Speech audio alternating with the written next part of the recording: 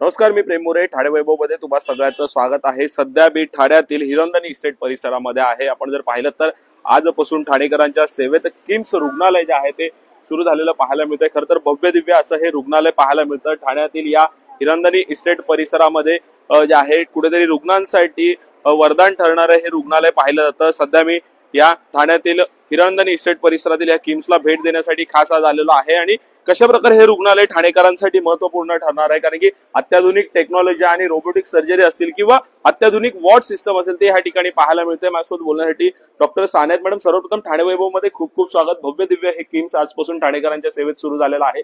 काय सांगाल या रुग्णालयाबद्दल? खरं तर अत्याधुनिक technology, robotic technology, AI base ambulance अशा अनेक गोष्टी या रुग्णालयामध्ये पाहायला मिळतात. काय सांगाल?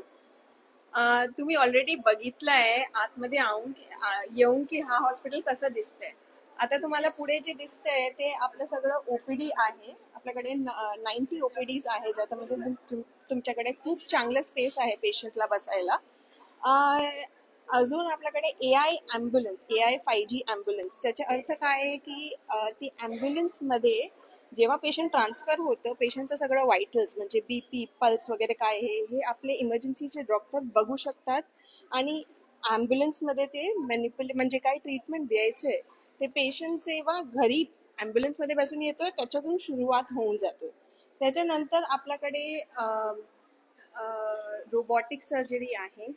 सगळं रोबोटिक म्हणजे रोबोटिक स्पाईन, रोबोटिक बोन आणि कॅन्सरसाठी रोबोटिक सर्जरी हे सगळं आहे. आपल्याकडे सर्वात बेस्ट रोबोट आहे ठाणेमध्ये रोबोटिक डाव्हिंची XI अजून कुठे नाही आहे, फक्त किम्स हॉस्पिटलमध्ये आहे. आणि ओपीडीचं स्पेस, इन्फ्रास्ट्रक्चर, तुमचे रूम्स जे आहे, जनरल वॉर्ड हो की किंवा ट्विन शेअरिंग किंवा स्वीट, ते एवढं चांगलं आहे ते तुम्हाला अजून कुठे भेटणार नाही आहे ठाणेमध्ये. सर, काय सांगाल? महत्वपूर्ण अशा प्रकारचं हे किम्स पाहिलं जातं. 25वे रुग्णालय आहे. कुठेतरी रुग्णांसाठी महत्वपूर्ण हे वरदान ठरणार आहे, जीवनदान देणारं एकमेव ठिकाण ठरणार आहे आणि आताची लेटेस्ट टेक्नॉलॉजी जी परदेशात पूर्वी सर्जरीसाठी जावं लागायचं ते किम्स मध्येच होणार आहेत. काय सांगाल? आपलं नाव सांगा. Doctor Hitesh Singhvi, head and neck cancer surgeon. Doctor सान्याने खूप चांगली सांगितलं की काय काय इन्स्ट्रुमेंटेशन आपल्याकडे आहे आणि इन्स्ट्रुमेंटेशन सोबत आपल्याला मॅनपॉवर म्हणजे चांगले डॉक्टर्स म्हणतात. आपल्या या हॉस्पिटलमध्ये अबाव 80 फुल टाइम डॉक्टर्स आहेत. म्हणजे काय की तुम्ही जेव्हा पण येणार तुम्हाला डॉक्टर अवेलेबल भेटणार. सेकंड पॉईंट काय आहे की आपल्याकडे कॅन्सरमध्ये सब स्पेशालिटी डॉक्टर्स आहेत. म्हणजे डॉक्टर सानिया झाले तर ते GI ऑन्को सर्जन आहे. डॉक्टर अनिल हेरूर आहे तर ते इथे डायरेक्टर आहे.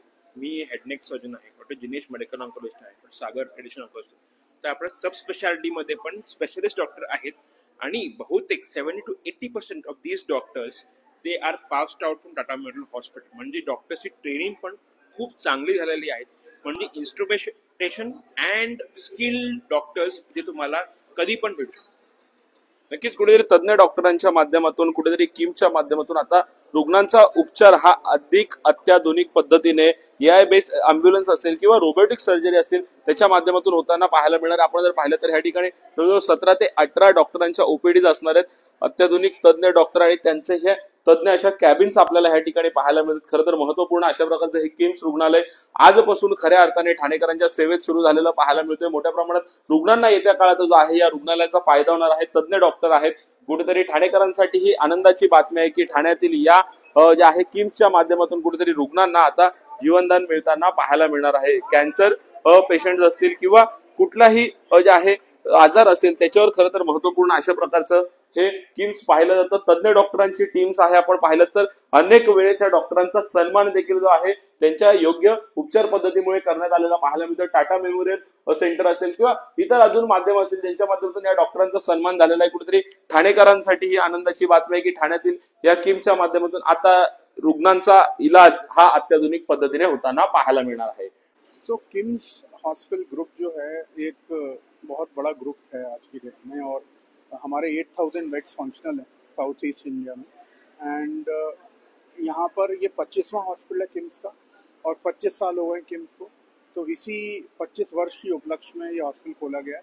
ये जो हॉस्पिटल है ये एक 500 बेडेड हॉस्पिटल है. अभी 300 बेड फंक्शनल है और सारी चीज़ एक रूफ के अंडर है. ब्लड बैंक से लेके और अभी हमारा ये एंडेवियर है कि हम लोग बेस्ट मेडिकल टेक्नोलॉजी लाएं. So da Vinci XI robot MR guided ultrasound और सारी जो फैसिलिटीज़ हैं लेटेस्ट इन मेडिकल टेक्नोलॉजी वो यहाँ अवेलेबल है। और ये जो हॉस्पिटल है ये एक वेलनेस का सेंटर है। यहाँ पर हमने हीलिंग गार्डन्स, हीलिंग आर्किटेक्चर का प्रयोग किया है। जो कलर्स हैं बहुत सूदिंग है, तो कोशिश यही है कि हॉस्पिटल की तरह ना लगे और ये लगना चाहिए कि ये एक वेलनेस का टेम्पर है। लोगों को यहाँ पर वेलनेस मिलनी चाहिए, यही हमारा एंडेवियर है। और द डॉक्टर फ्रेंडली और पेशेंट फ्रेंडली हॉस्पिटल बनाना ही हमारा वो कर्तव्य भी है और हमारा ध्येय भी है। नमस्कार, मी doctor Jinesh Singhvi, medical oncologist म्हणजे कॅन्सर स्पेशलिस्ट आहे। तर हे जे आपल्याकडे ठाण्यामध्ये किम्स हॉस्पिटल आता सुरू झालंय, तर हे एक असं फॅसिलिटी आहे ज्यामध्ये आपण सगळं ट्रीटमेंट एकच रूफच्या खालती करू शकतो। कॅन्सरमध्ये पेशंटना खूप वेगवेगळे ट्रीटमेंट लागतात, रेडिएशन, किमोथेरपी, पेट स्कॅन, आपण हे सगळं एकच छत खाली करू शकतो। ही अशी सुविधा ठाण्यामध्ये खूप कमी होती आणि हे आता आपण सर्वांसाठी उपलब्ध केली। ही खूप मोठी उपलब्धी आहे आपल्यासाठी। किती फायदा होईल? खूप फायदा होईल, कारण आपले इकडचे ठाण्याचे पेशंट्स खूप फार पर्यंत मुंबई, साऊथ मुंबई 2-3 तास त्यांना ट्रॅव्हल करावा लागतो, वेळ त्यांचा वाचेल। आपण कॉस्ट एकदम लोएस्ट ठेवलाय, त्यांचं मॉनिटरी फायदा होईल, म्हणजे पैशाचा फायदा होईल। आणि सगळेच इकडे मॅक्सिमम डॉक्टर्स फुल टाइमर आहे, म्हणजे ते इकडे तिकडे जात नाही, एकच जागेवर, तर त्यांना फुल क्वालिटी ट्रीटमेंट आणि कॉस्ट इफेक्टिव्ह ट्रीटमेंट भेटणार आहे।